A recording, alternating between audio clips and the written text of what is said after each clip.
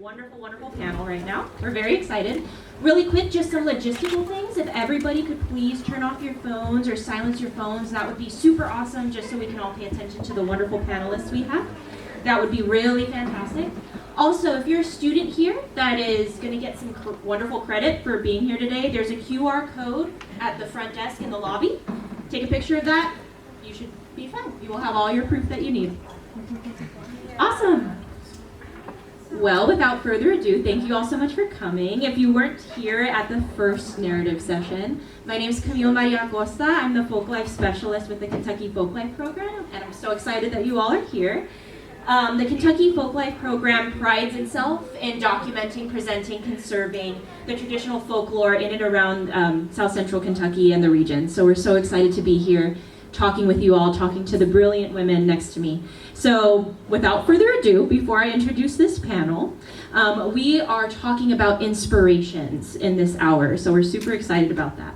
We're going to discuss the inspirations behind making their works, evaluating the process of different forms of basket making, and how individual and community inspirations play a role in the different styles found in the region. So now let me introduce to you, we have Mary Ann Smith. Woo! And on my far left, we have Sue Williams. Yeah. Alrighty, now before I continue, I'm going to talk wonderfully about these women because they're amazing. So, Mary Ann Smith has been weaving white oak baskets and studying with regional white oak basket makers for well over 25 years. Currently residing on the coast of North Carolina, Smith was a resident basket maker at Tannehill Historical State Park for 20 years. Mary Ann also taught at Arrowmount School of Arts and Crafts and the Alabama Folk School on numerous occasions before retiring from public teaching in 2020. Currently, Mary Ann works in tandem with her husband, Bill Smith, in carrying on the Alabama tradition learned from their mentor and basket-making great Jessie Thompson, as well as remaining active in her local guild, the Coastal Weavers. As a presenter, Mary Ann will discuss her role in the white oak basket community, including knowledge sharing and marketing of her work. Now, Sue Williams is a master basket maker, award winner, and teacher from Morrison, Tennessee. Williams will present on her role in the white oak community, including learning from local and Appalachian regional artisans, teaching at regional schools, and the role of fellowships in promoting basket making.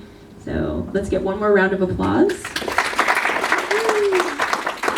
Wonderful. Now we can start in any order, but this is a broad question. What brought you all to the world of basket making? Well, for me, it was going into an antique store one day. I'm talking about white oak basket making here. I already knew how to make reed baskets. I went into an antique store and I absolutely fell in love with the basket and didn't have the money to buy it. So I thought, well, I'll learn how to make it. So I sort of brought Bill in kicking and screaming. But I told him it would be cheaper to support my hobby that way than if I had to buy the things. But we went around, and I know some of you heard this from Bill, we went around to different festivals and different historical places trying to find somebody that would work with us. And it was very, very difficult to find somebody to work with us. And so for us, we made a decision early on that we would teach anyone who wanted to learn. Because it was so hard to find someone to work with us, and it was discouraging, you know. We finally found Mr. Jesse, and we worked with him for many, many years.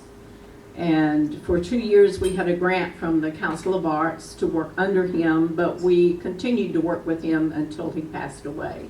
Mm-hmm. And he was a great inspiration to us. He was very patient with us. He sort of had a sixth sense about when we needed extra help. We followed him around to different demonstrations and festivals, demonstrating for the state to learn how to pass on this tradition to other people, and so that they could see where it came from. That's basically how we got started, was just absolutely falling in love with the white oak basket. It's a great story. Sue? Same question. Well, when I found out they was teaching White Oak in McMinnville, I knew I had to go. So I showed up, made a nice basket, and from there, anywhere Miss Gertie was at teaching, I tried to go. And I learned a lot from Miss Gertie. If it had not been for her, I don't think I'd be teaching now. She was a great person, a caring person, so it made it much easier to just work with her, and she always looked so neat. She made her clothes, and her apron matched her dress. And you don't see that, well, you don't see people wearing aprons that much now, but whenever she would come to a class, that apron would match her dress every day. And I kept thinking that there would be an easier way than using a pocket knife to do what she was showing me how to do. And to me, she was my inspiration. She's the reason I'm still teaching. Well, I'm going to turn something to the audience just out of curiosity. What do you all think the word inspiration means? It's a complicated term. Something that sparks something else. Something that sparks something else. Absolutely. Is it Greek or Latin? What's the root? Scott? I'm curious. Well, it literally means breathing in. To breathe. Oh. I didn't know that. Expire. Which is a beautiful sentiment. It's something that sparks you. It's something that keeps the breath going. It's something that keeps these passions surviving for all these years, right? Which is beautiful. It's a beautiful sentiment. And so I think what brought you all to the world of basket making is very much in tandem with those thoughts. So I'm very curious,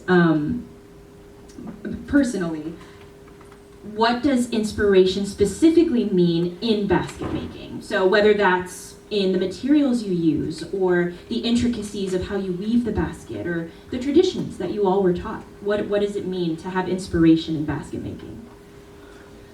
That's a very deep question. I know that you're going to talk later with Emily and Micah about innovation and forward thinking in baskets, but for me, inspiration is taking a technique and making it yours. We think about inspiration in basket making as being something for the younger generation, but we have several older basket makers, and when I say older, I mean anywhere from 60 to 90, that have been innovative and inspirational for years.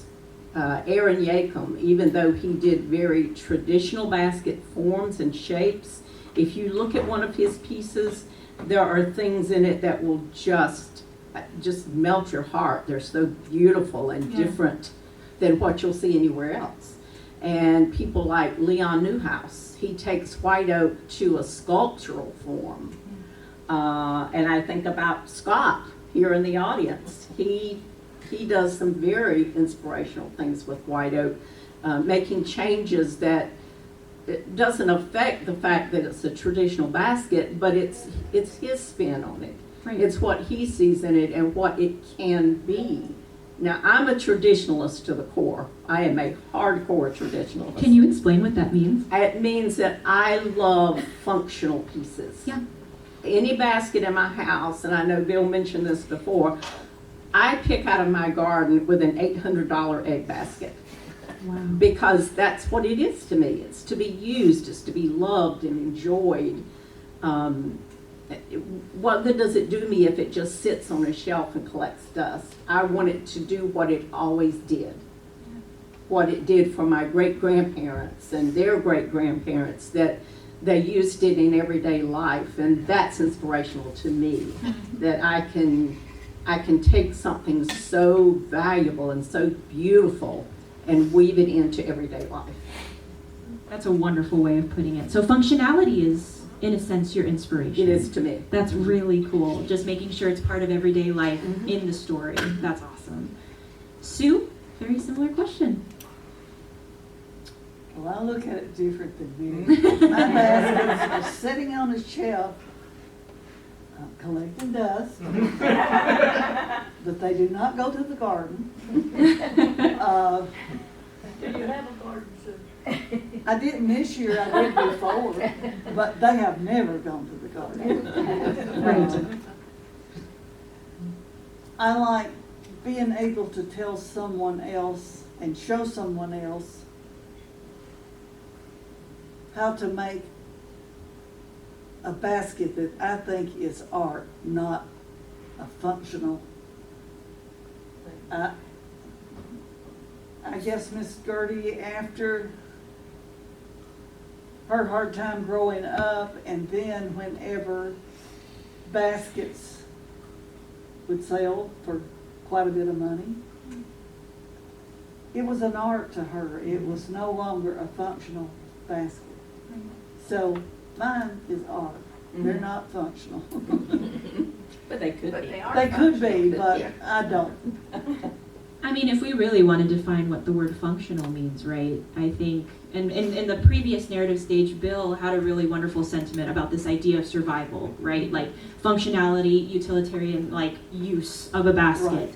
But survival can mean so many things. It can mean functional, yes, in that way, logistically. And the function of that basket may be to give you pleasure. There you go. It Right. makes you happy just looking at it. And I think that's really, really beautiful. Great answer. Sue, just for people that maybe weren't here in the first narrative stage, can you tell us a little bit more about Miss Gertie? Miss Gertie was a sweet person that I think she sort of picked who she wanted to really show what was happening. And Mary Jane Prater that came with her was related to her, but they had a different technique. So Miss Gertie was the one that sort of adopted me to show me exactly her way, and Teacher's pet. well, yes. Not everybody has a Gertie Sue basket, so yes, I was the teacher's pet. She was just a really sweet person that wanted, especially me, to know exactly how to do and make a basket where I could carry on the tradition. She sounds a lot like Mr. Jesse. Can you tell us about Mr. Jesse?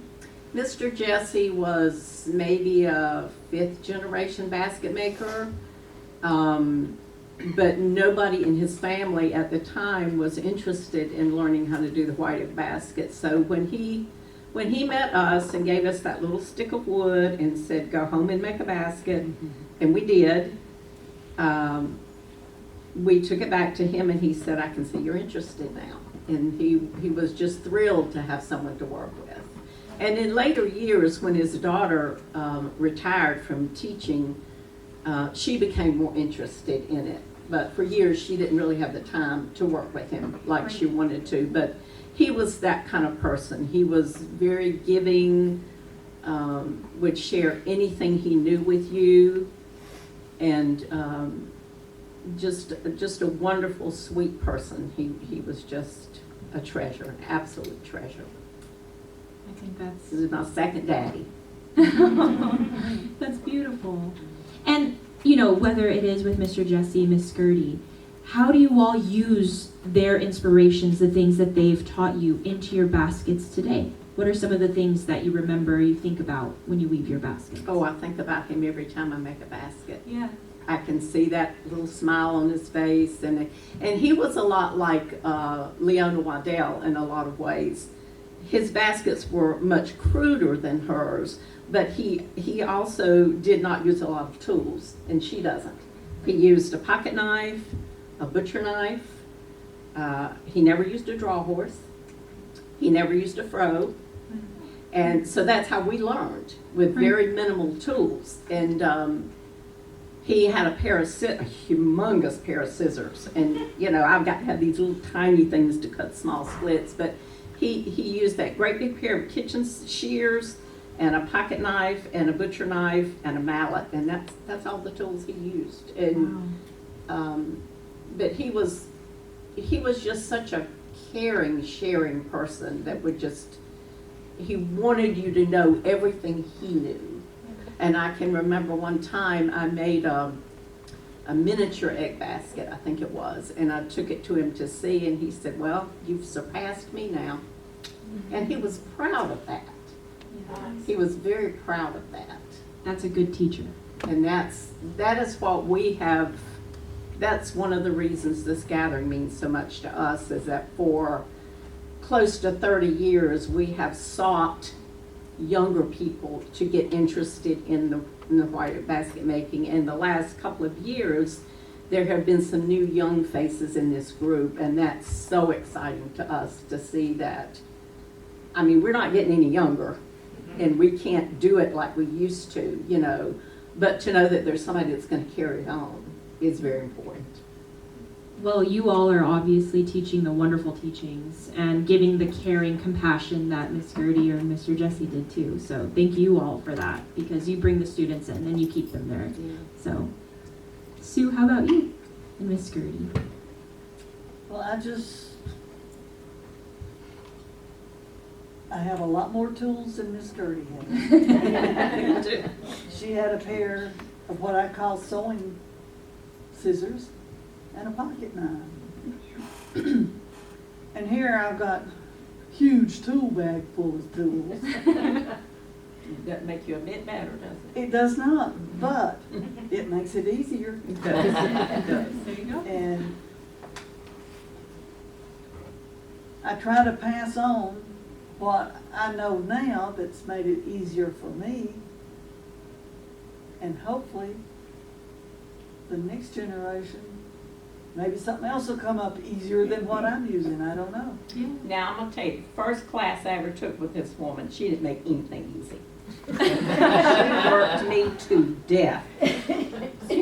But you went home with a good basket. I did, and I was happy about it too. Then the happy. My goal is everybody will be happy with their basket. And I like to have classes where everybody finishes their basket. Mhm. If you don't finish an egg basket while you're in class, there's a huge percentage that basket will never get finished. So my goal is for everybody to have a finished basket that they're very proud of, and hey, I'm happy. Well, for people that may not be very familiar with the world of basket making, maybe this is your first time hearing these conversations, there's a lot of very intricate techniques and certain ways that you weave these baskets, right? And so I'm curious, I know you all mentioned tools specifically that were inspirations. Were there any specific techniques that these individuals or any other experience in your life, how did you get inspired by those techniques? What made you choose those techniques to use? Well, for me, it's been learning from every single teacher I can. Yeah. I've taken classes from Sue, I've taken classes from Scott. I have sought out every white oak basket maker that I know that teaches and tried to take classes from them. And when you do that, you find the techniques that work for you. And I know a lot of times when Bill and I taught up at Campbell, we co-taught, so we were both doing, and he did his part and I did my part, but it was, to me, I think it was inspirational too, because about 80% of our students were women. And so they could see the way I did something that made it easier for them because they have different muscles than men, and it was different for them to learn how to do techniques. Right. So seeing it from even different teachers in whatever, whether it's all male or all women, it's everybody has different ways they make things, different tools they use, different techniques they use. Right. I took a class from one lady that would not allow us to use any kind of measuring So no kind of ruler or anything. Wow. You used a strip of the white oak to do your measuring. It had no numbers on it, Right. but this side had to match this side, Right. and that's how she measured. And from Sue, because egg baskets were my weak point. That's not one I made a lot. From Sue, I learned how to make a properly shaped egg basket and get the shape just like it needed to be. So for me, it's really important for you young people out there who are interested in working with white oak, learn from every single teacher you can get your hands on, because they will all have something different to teach you.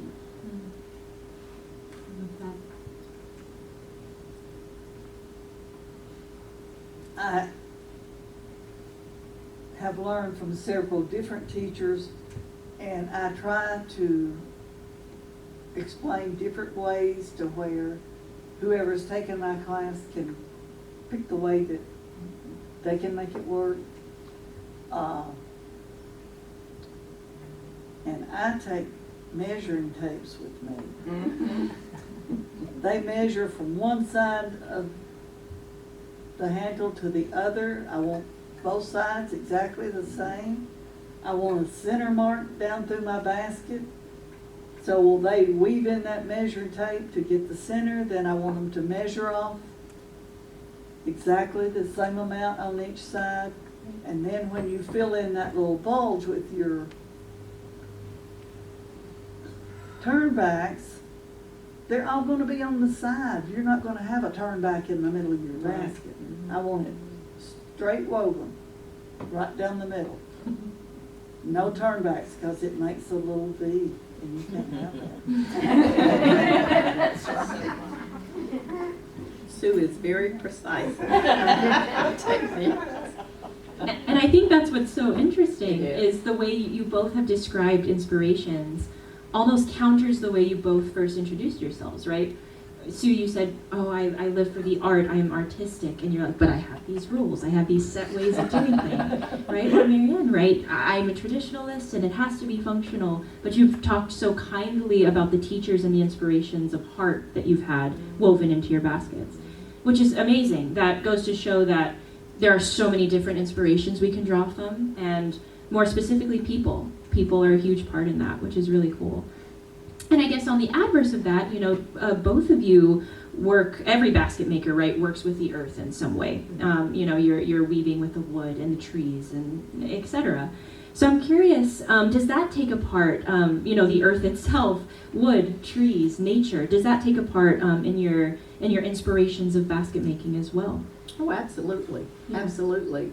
Because you're deriving from the earth the materials that you're using, but also things like this is dyed with bloodroot and black walnut.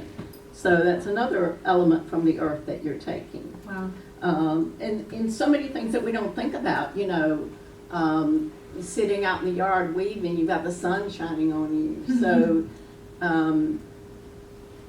there's just so many elements from the earth that are woven into that basket, memories, and I don't think I could sit down and weave a basket without Beth coming to mind, or Lynn, or Jennifer Zurich, or Scott, or Sue, or somebody that I've woven with. Whether it's somebody I've taught, a little memory will pop up and make you chuckle about it, or, and it is the connections too, like Bill was talking about. We have met so many people all over the United States, and they've come to our house, we've been to their house. Some people you just connect with and you're lifelong friends. And I think it's because you have some of the commonality of treasuring the earth and respecting the earth. And you just have some sort of the same connections of living simply and using what the earth has given you, Yeah, and weaving it into your everyday life. that's beautiful. Sue? Well, when I think about a basket, I'll use the heartwood for trim, but I'm not going to use another color for my basket. That's me in my class. Nobody in there is going to do it while they're in my class. And do not sharpen your knife near your bucket of water. Because that will make dark spots Loose in your thickness. basket. I didn't know that at all. Oh, yeah. Oh, you go away from the basket area Yeah. and sharpen your knife. Yeah. And wipe it off good before you come back. It's a great tip. Inspiration. Do you remember that student that sharpened hers right over her bucket and she had like blue polka dots all over her I basket? know. Oh my goodness. And I Sue probably was not a don't, happy camper. I probably don't need to say this, but I was telling everybody, do not put your basket in water. Your weavers are in water, but when it goes in that basket, do not set that basket down in your water. I had a student that did. Well, I walked by and I said, I don't think you should have it in water. Well, I think I should. I didn't say another word, I just walked on. Toward the end of the class, why's my basket got all these holes in it? Well, that oak, when it swells up, and then when you have it out of the water for a while and it starts drying, it shrinks back up, you have holes. Well, what are you going to do to fix this? Well, you know, it was my problem then. Right, of course. You know, I did solve the problem. I still think about that one thing. So if you ever take my class, you better not put basket down in the Follow water. the rules in this woman's class. But there's a reason for that. Oh, absolutely. There is a reason. Absolutely. She's a fantastic teacher. If you ever get a chance to take her class, do. So, I've taken it how many times? 5 or 6 at least? Probably. You know, to get it right. Sometimes it takes that long to get it exactly right. but Miss Gertie's was always right, and I've got to do what Miss Gertie said. She inspired me, so I've got to make sure everybody else does it my way. I had to put one thing in there. I was sort of her pet. She let me get by with things nobody else could. Oh, really? Oh, yeah. Yes. I went home and told him how tough she was, and he gets in her class and she butter in her hand. That's fantastic. And I'm just curious, Marianne and Bill, did you all meet in the world of basket making? No, we met on a baseball field. Wow!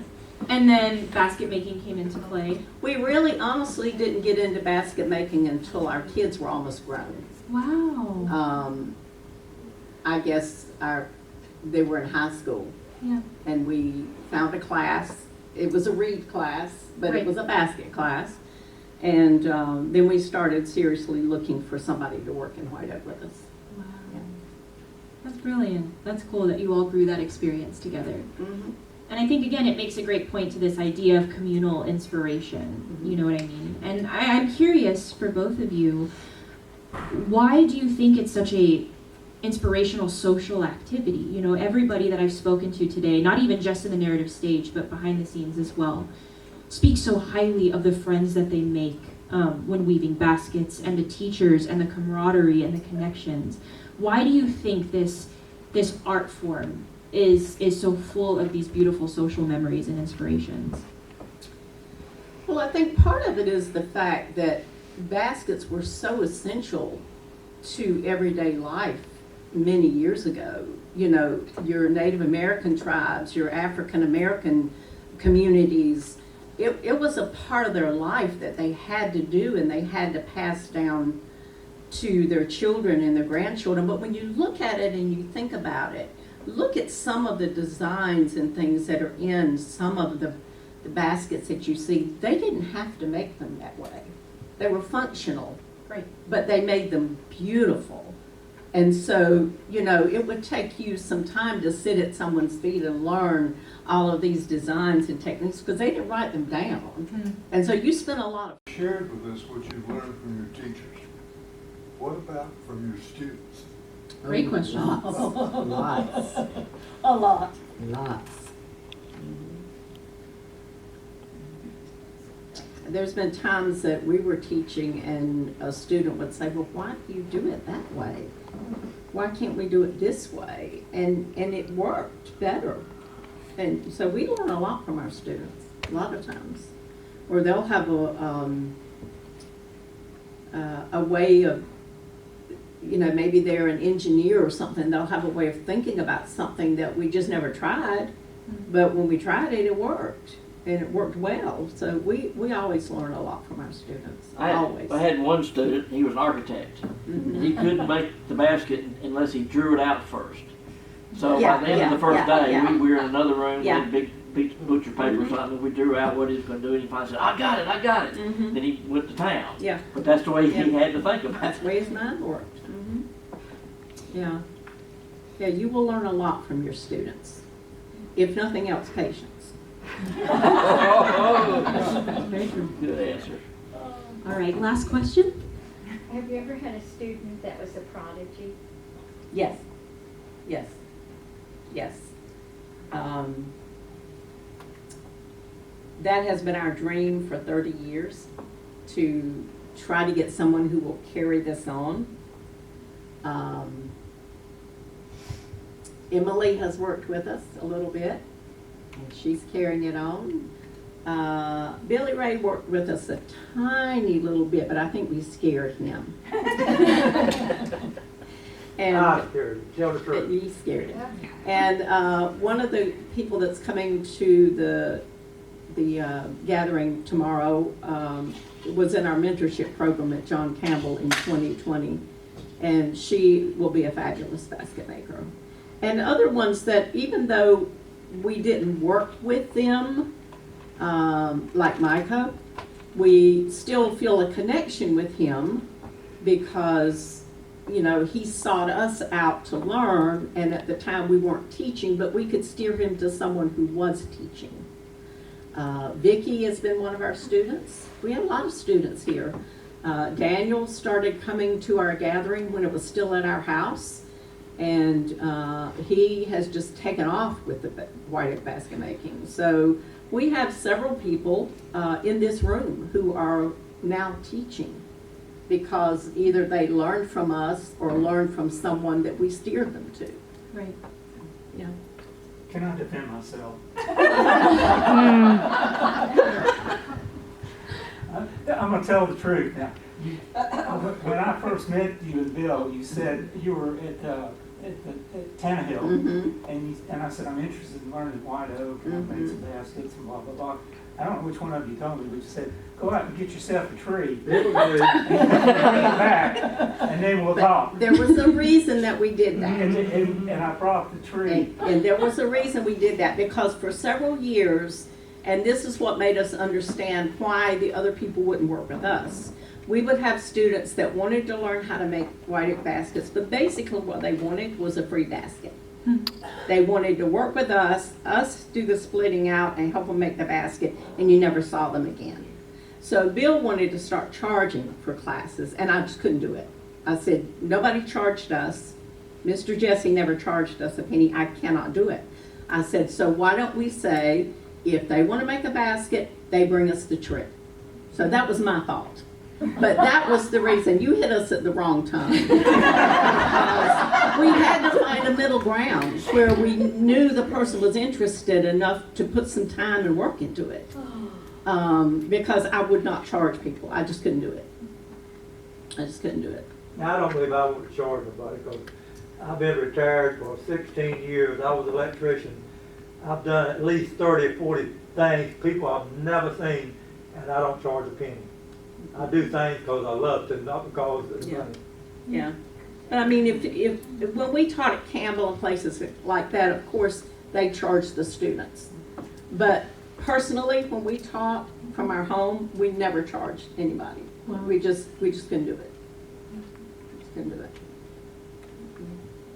So, I mean, if you have information that you can give someone and it's not going to hurt you in any way, why can't you do it? You know, why not do it? Because our whole purpose always has been to find a younger person who will carry this on. It's not about money. You don't make enough money doing white oak to pay your light bill. Yeah, no. Mm-mm. But yeah, there's some faces in this room that are very inspiring to me, and I'm looking for great things from you. One other thing, these two people right here asked me a while ago, did I know anybody that can teach? I referred them to Billy. I'd like to have a list of what's available, is what I'd like. And I just went right straight to Billy. Well, you because- have, gathered in this room, you have the cream of the crop when it comes to white oak. You have people who have won awards, you have people in the Smithsonian, you have people who have taught nationally, who are sought out when a museum wants a piece. This is the cream of the crop in this room. And if you can't find it in here, you're not going to find it in the white oak world. And some of us don't teach anymore. We teach here at the gathering. And we taught for many years publicly. We retired in what I like to call Mad Dog 2020. But because we knew when we moved down here that we were not going to have the access to the trees we had had in Alabama, and we didn't want the stress of trying to find trees before a class, and we knew it would be that, and it was that way. We have not found a white tree yet. So it would have been very stressful for us to try to find the trees to work with in a new place that we didn't know very many people. So yeah, I mean, you have some fabulous teachers in this class, in this room. And not all work with white oak. Some of them, their main thing is with something else. Yeah, y'all are in Swansboro, North Carolina, right on the coast, and we know there's basket tradition down there. There is, But but the trees are gone. Yeah, and they might be 100 miles inland, 200 miles inland. We don't know what they were doing back in the 50s and 60s. What's more prevalent right now is the longleaf pines, and they're everywhere. Okay. And that your natural basket makers, that's what they're going to work with, is the longleaf pine.